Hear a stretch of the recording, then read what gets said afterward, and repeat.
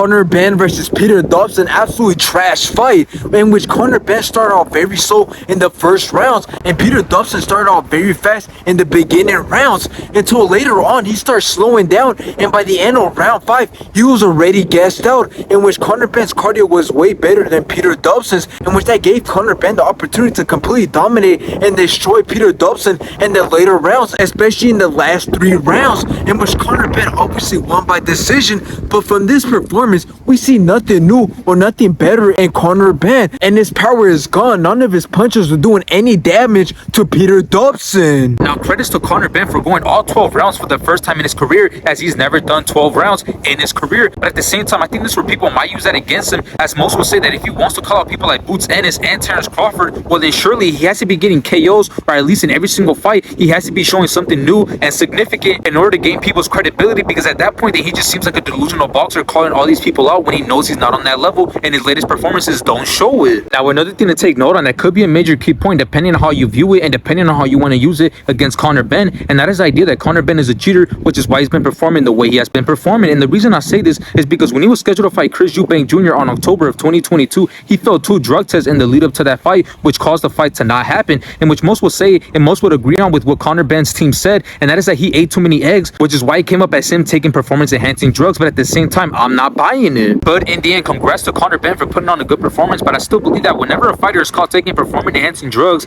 at some point in his career, all credibility is lost, because if they cheat once and they got caught, they'll definitely cheat again, but they'll try their best to not get caught.